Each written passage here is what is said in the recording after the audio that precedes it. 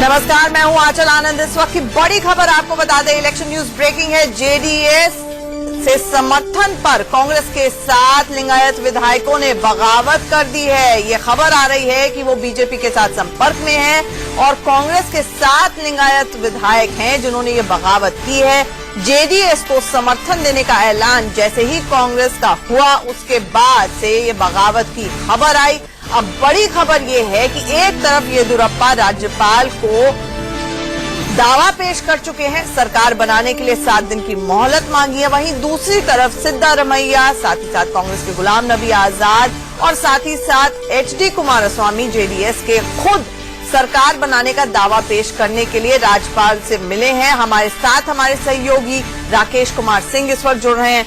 राकेश, ये 7 विधायक क्या पूरी तरह से अब बीजेपी के संपर्क में हैं और क्या माना जाए इन्हीं 7 विधायकों के समर्थन या फिर उसकी बात के बाद ही येदियुरप्पा ने अपना दावा पेश किया है सरकार बनाने का?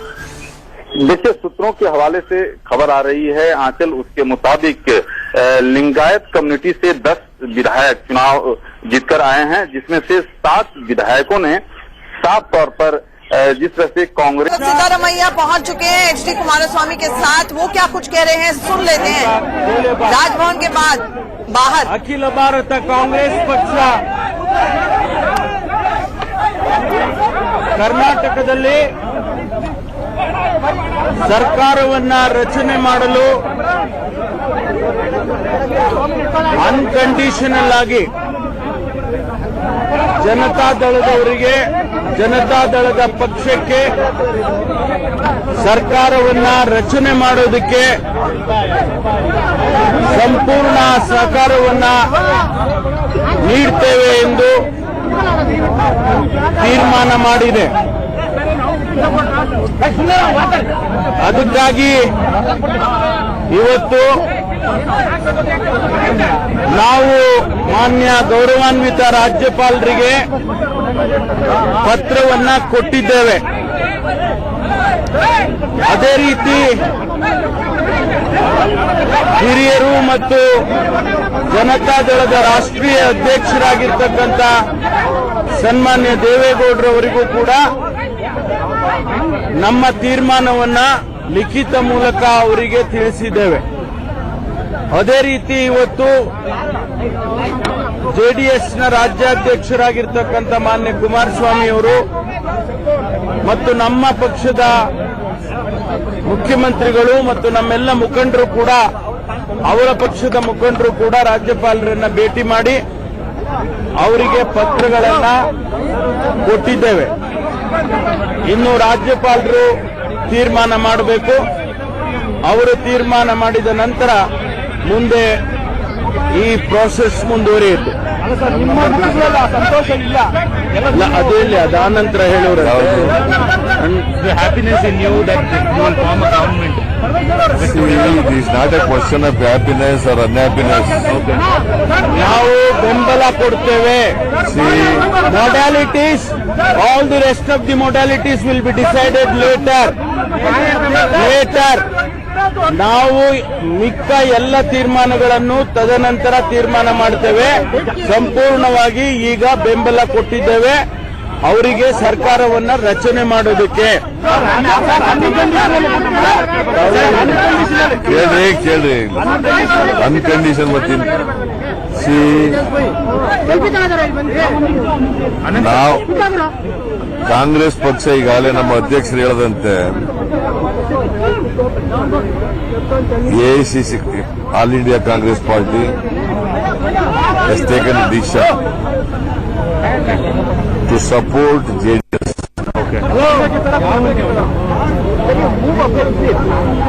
JDS is going to form the government with the help of the Congress. That is the decision we have taken. The Congress has resolved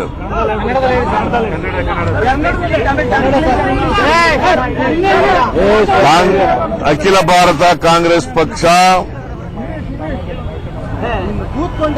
JDS ಪಕ್ಷವನ್ನ ಸರ್ಕಾರ ರಚನೆ ಮಾಡಲಿಕ್ಕೆ ಬೆಂಬಲ ಕೊಡಲು ತೀರ್ಮಾನ ಮಾಡಿದೆ. ಕೇಳ್ರಿ, ಹೇಳತ್ತೀನಿ ಎಲ್ಲ ವೈಗ ಸೋಹರಿ ತೀರ್ಮಾನ ಮಾಡಿದೆ. ಈಗ ನಮ್ಮ ತೀರ್ಮಾನವನ್ನ ರಾಜ್ಯಪಾಲರಿಗೆ ಪತ್ರದ ಮೂಲಕ ತಿಳಿಸಿದ್ದೇವೆ. ನಮ್ಮ ತೀರ್ಮಾನವನ್ನ ಪಕ್ಷ तो यहाँ पर सुना आपने, जेडीएस के साथ मिलकर कांग्रेस अपना दावा ठोकने के लिए राज्यपाल के घर से बाहर निकली है। वो कन्नडा में कुछ कह रहे हैं, हम उसको ट्रांसलेट करके भी आपको बताएंगे। लेकिन इस वक्त की बड़ी खबर यही आ रही है, मरता क्या ना करता, डूबते को तिनके का सहारा जैसी स्थिति कांग्रेस के लिए थी और उसने तुरंत फुरत जेडीएस को समर्थन दिया कि एचडी कुमारस्वामी मुख्यमंत्री बनना चाहे बने, सरकार आप बनाएं। इसके लिए अब इसके बाद पॉसिबल सिनारियोज क्या हो सकते हैं, गेंद राज्यपाल के पाले में जरूर है, लेकिन साथ ही साथ पेच ये भी है कि येदियुरप्पा ने भी अपना एक पैरेलल जाकर दावा ठोक दिया है। हमारे साथ वरिष्ठ पत्रकार विवेक अवस्थी जी जुड़ रहे हैं, वरिष्ठ वकील अमरेंद्र शरण साहब भी हमारे साथ जुड़ रहे हैं, आरपी सिंह बीजेपी के नेशनल सेक्रेटरी हमारे साथ जुड़ रहे हैं। हम कांग्रेस के भी किसी नेता को जोड़ने की कोशिश अपने साथ करेंगे, लेकिन सबसे पहले अमरेंद्र शरण जी, सबकी निगाहें इस वक्त राज्यपाल के ऊपर है कि राज्यपाल क्या फैसला लेते हैं। ऐसे में अगर न्यूट्रल फैसला राज्यपाल को लेना हो, जो उनके लिए हो सकता है इस वक्त टेढ़ी खीर हो, क्या हो सकता है और क्या पॉसिबल सिनारियोज हो सकते हैं? देखिए, अगर न्यूट्रल उनको निर्णय लेना है तो जो भी पक्ष स्टेबल गवर्नमेंट बना सकता है उसके पक्ष में लेना चाहिए। आज के दिन कांग्रेस और जेडीएस को मिला के बहुमत से अधिक नंबर है और वो इसके स्टेबल गवर्नमेंट बना सकते हैं। अगर किसी दूसरे पार्टी को गवर्नमेंट बनाने का चांस दिया जाए तो हॉर्स ट्रेडिंग का चांसेस बढ़ता है, क्योंकि उनके पास अपनी मेजॉरिटी नहीं है। ठीक है, आरपी सिंह जी, आपके पास मेजॉरिटी नहीं है तो क्या होगा? मेजॉरिटी का है, उसको देना। ठीक है, आरपी सिंह जी, आपके पास मेजॉरिटी नहीं है, ये आप भी जानते हैं, पूरी दुनिया जानती है। ऐसे में क्या चाहते हैं आप कि राज्यपाल न्यूट्रल फैसला ना ले पाए, या फिर आप कांग्रेस के, जिस तरह से खबरें आ रही हैं कि 7 लिंगायत जो विधायक हैं वो आपके साथ इन टच हैं, आप हॉर्स ट्रेडिंग करेंगे, जोड़ तोड़ की राजनीति करेंगे? देखिए, ये सबका सब राज्यपाल के विवेक के ऊपर रहेगा कि वो क्या फैसला लेते हैं। वो सबसे बड़े दल को बुलाते हैं, जो चुनाव के बाद जो कोई गठजोड़ बना है उसको बुलाते हैं, ये उनके ऊपर डिपेंड करेगा। ये हमारा फैसला नहीं है और हमें राज्यपाल के फैसले का जो भी फैसला करे उसको मान्य करना चाहिए। परंतु एक बात स्पष्ट है, जहां तक स्टेबिलिटी की बात करते हैं कि स्टेबल गवर्नमेंट थी, तो जेडीएस कांग्रेस की भी पहले गवर्नमेंट रही है, जेडीएस की हमारे साथ भी गवर्नमेंट रही है, कितनी स्टेबल कितनी रही सबको जानकारी है। तो किस प्रकार सरकारें गठबंधन इस प्रकार जब होता है, वो सरकारें कितनी स्टेबल रहती कितनी रहती, और वो किस प्रकार मजबूरी के कारण से कोई गठबंधन की बात हो रही है, तो आप नंबर कहां से लाएंगे? आप ये इस पर थोड़ी सी रोशनी डाल सकते हैं, आपके पास नंबर्स नहीं है। मैंने अभी कहा ना, मैंने अभी कहा हम we be the largest party, हमें मौका मिलना चाहिए वहां पर विधानसभा के पटल पर, क्योंकि ये बुम्बई वाले केस में फैसला हुआ था कि जो फैसला होगा विधानसभा पटल पे होगा, लार्जेस्ट पार्टी को आपको निमंत्रण देना पड़ेगा। तो वो तो कर्नाटक का ही फैसला है जो हुआ था। तो हम तो कह रहे हैं कि जो लार्जेस्ट पार्टी है उसको आप मौका दीजिए। अगर हम हारेंगे तो विधानसभा के पटल पर हारेंगे और इनकी सरकार बन जाएगी। तो ये विधानसभा के पटल के बाहर फैसला नहीं हो सकता, ये फैसला गवर्नर हाउस में नहीं हो सकता, ये फैसला अल्टीमेटली होगा, राज्यपाल के विवेक से होगा। राज्यपाल कितना विवेक से फैसला लेते हैं पता नहीं, उनके पास कितना विवेक है पता नहीं, लेकिन हमारे स्टूडियो में विवेक जी जरूर मौजूद हैं। विवेक जी, मुझे ये बताएं, राज्यपाल का विवेक, घूम फिरकर बात वहीं पर आ जाती है जहां हमेशा से ही लगातार सबसे बड़े कॉन्स्टिट्यूशनल फंक्शनरी के पद में किसी भी स्टेट के अंदर राज्यपाल होते हैं, लेकिन माना यह जाता है कि टिल्ट हमेशा अपनी पार्टी की तरफ से रहता है, क्योंकि ये पॉलिटिकल अपॉइंटमेंट्स है। ऐसे में क्या करेंगे राज्यपाल वजूभाई वाला? देखिए, वजूभाई वाला साहब जो हैं वो गवर्नर हैं, एक कॉन्स्टिट्यूशन पोस्ट में है, इसलिए बहुत ज्यादा तो नहीं बोलूंगा, लेकिन उनका इतिहास बहुत साफ है। 2001 में राजकोट की सीट उन्होंने छोड़ी थी, वहीं से नरेंद्र मोदी पहली बार चुनाव लड़के विधानसभा में आए थे। तो उनके अफिलिएशंस, उनके कनेक्शंस वो एकदम बहुत क्लियर है, जाहिर है।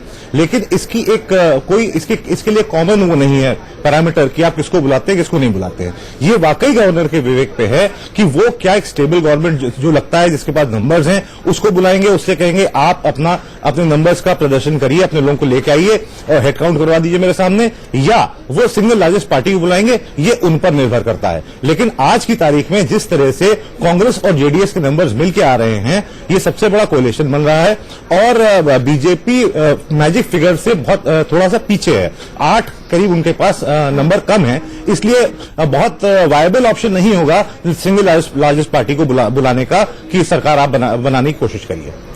शरण साहब, राज्यपाल का विवेक, लेकिन इसको जुडिशियल स्क्रूटनी से भी गुजरना पड़ सकता है अगर विवेक से फैसला ना लिया हो। अगर नॉन एप्लीकेशन ऑफ माइंड हो तब भी जुडिशियल स्क्रूटनी होगी, राज्यपाल का फैसला गलत भी ठहराया जा सकता है।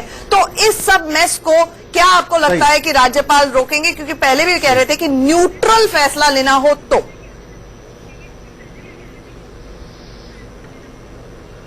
निष्पक्ष फैसला उनको लेना चाहिए और जो भी संवैधानिक पद पे बैठा है उसका ये उत्तरदायित्व है कि वो निष्पक्ष फैसला ले।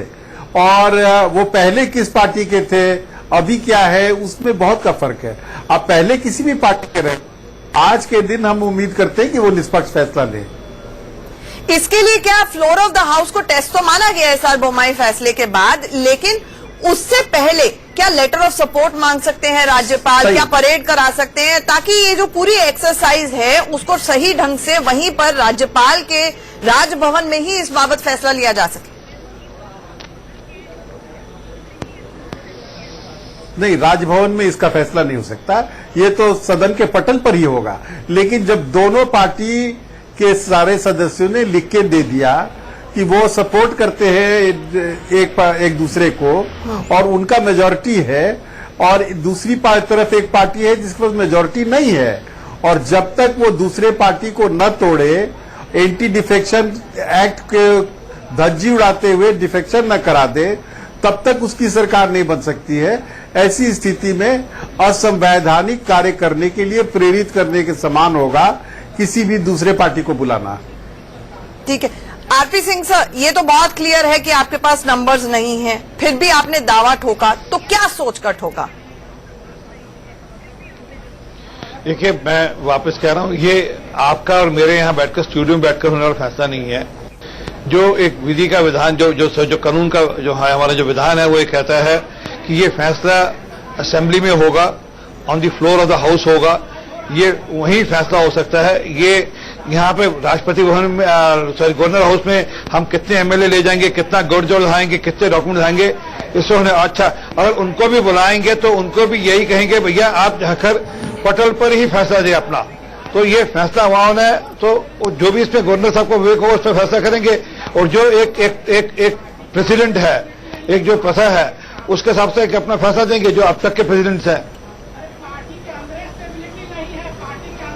ठीक है, अब विवेक जी बहुत अहम बात ही कह रहे हैं कि अब तक के प्रेसिडेंट्स हैं, लेकिन प्रेसिडेंट्स दोनों तरफ से ही हैं। ऐसे में ये गोवा, मेघालय, मिजोरम, ये सारी एक्सपेरिमेंटेशन हो चुकी है जहां पे लार्जेस्ट पार्टी को, और कांग्रेस तो दूध का जला छाछ भी फूक फूक पर पीता है, तो कहीं ना कहीं कांग्रेस पार्टी तो वो भुक्तभोगी रह चुकी है। इसीलिए उसने राजनीति में नैतिकता का पाठ हमें ना पढ़ाएं, ये लगातार बीजेपी और कांग्रेस दोनों ही कहते आए हैं। आज बार कांग्रेस की बारी है ये कहने की कि बीजेपी नैतिकता की बात ना करे। विवेक जी मुझे बताएं, गोवा, मेघालय, मिजोरम से जो बीजेपी ने किया, जो उसके गलत मैंडेट का मजाक उड़ाना रहा, कांग्रेस ने उनकी प्लेबुक से बोरो कर लिया, सीख लिया और वही यहां पर अप्लाई कर रही है स्पिरिट ऑफ द मैंडेट के खिलाफ।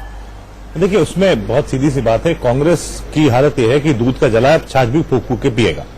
अब उनको समझ में आ गया कि नंबर्स जो हैं जेडीएस के साथ कंबाइन होकर उन्हीं के पास हैं, बीजेपी के पास फिलहाल नहीं है।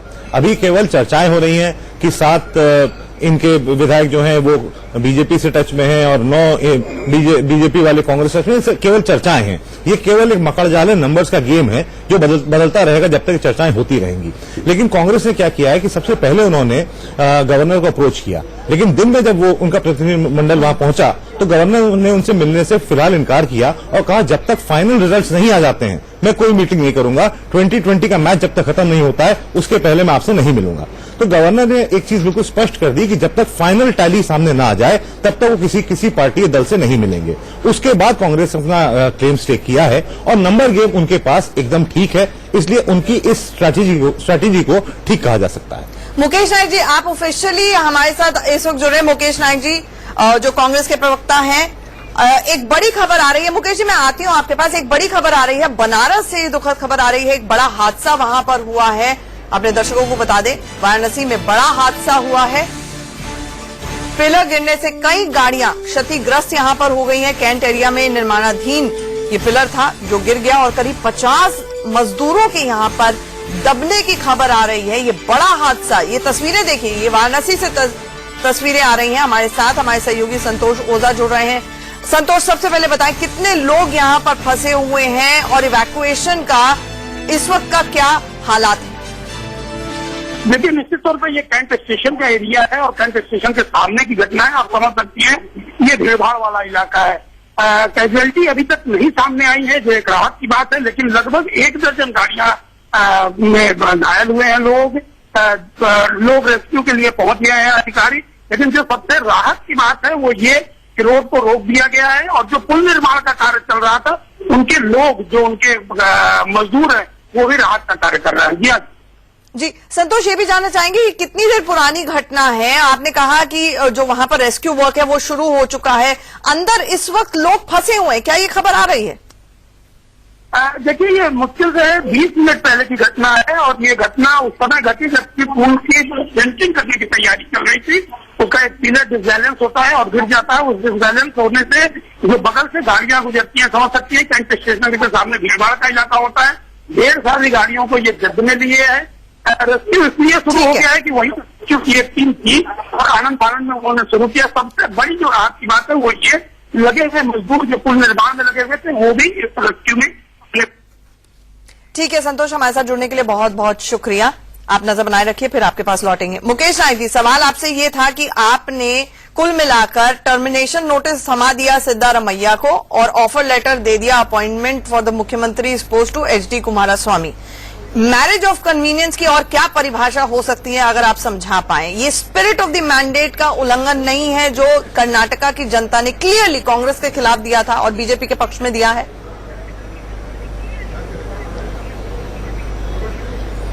पिछले 4 राज्यों के चुनाव का अनुभव हमारे पास था।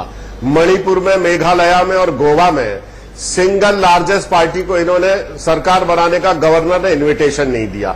महाराष्ट्र में जब चुनाव हुए तो सिंगल लार्जेस्ट पार्टी बीजेपी थी, उसको इन्होंने सरकार बनाने का ऑफर दिया और पूरा समय दिया फ्लोर ऑफ हाउस पे विधानसभा के अंदर बहुमत साबित करने का। मेघालय, गोवा और मणिपुर में single largest party Congress party थी। मेघालय में तो इनके पास केवल 2 वोट थे, उसके बाद इन्होंने एनडीए की सरकार बना ली। आप कल्पना करो कि गवर्नर का विवेक कोई सुविधा और असुविधा का विषय नहीं होता। नियम, प्रक्रिया और संचालन और संवैधानिक मान्यताएं, परंपराएं और नियम भी कोई बात होती है। कोई भी गवर्नर तो मान रहे हैं आपकी इससे पहले, चाहे गोवा हो, चाहे मणिपुर हो, चाहे मेघालय हो, बीजेपी ने नियमों का और नैतिकता का उल्लंघन किया। आप ये बात मान रहे हैं ना सर? यही आपकी दलील रही है? आप तो कोर्ट भी पहुंचे इसको लेकर। मुकेश नायक साहब, कोर्ट के रास्ते आपके लिए खुले थे, आप कोर्ट चले गए थे। मैं ये बता दूं, और आप गोवा के मामले में कोर्ट गए भी थे। आप, मैं ये बता दूं, अरे भाई साहब, आपने उत्तराखंड में क्या किया? उत्तराखंड में चलती हुई सरकार को आपने भंग कर दिया और उच्च न्यायालय से हुआ क्या? उत्तराखंड में वो सरकार उत्तराखंड में क्या हुआ? लोगों ने आपको दरवाजा दिखा दिया वहां पे, आपको बाहर कर सहा दिया उत्तराखंड में। आप कृपा करिए, जब आपसे बोला जाए तब आप बहुमत आपके साथ नहीं है। अरविंद मोहन जी, वरिष्ठ पत्रकार, भी जुड़ गए हैं पैनल पर। लेकिन मैं एक बार फिर से वाराणसी की खबर पर जाना चाहूंगी, जहां पर एक बड़ा हादसा हुआ है। ये तस्वीरें सीधे वाराणसी से आ रही हैं, जहां पे एक निर्माणाधीन फ्लाईओवर है वो गिर गया और जिसके बाद उसके पिलर के गिरने पर कई गाड़ियां यहां पर क्षतिग्रस्त हुई हैं। अभी भी बताया जा रहा है कि यहां पर अफरा तफरी का माहौल है और कुछ लोग जो मजदूर हैं वो यहां पर दबे हो सकते हैं। ये बड़ी खबर आपको बता दें वाराणसी से आ रही है।